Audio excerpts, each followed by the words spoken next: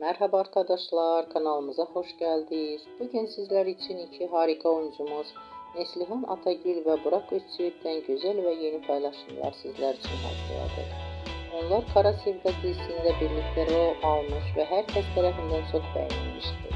Biz de sizler için onların güzel fotolarını hazırladık.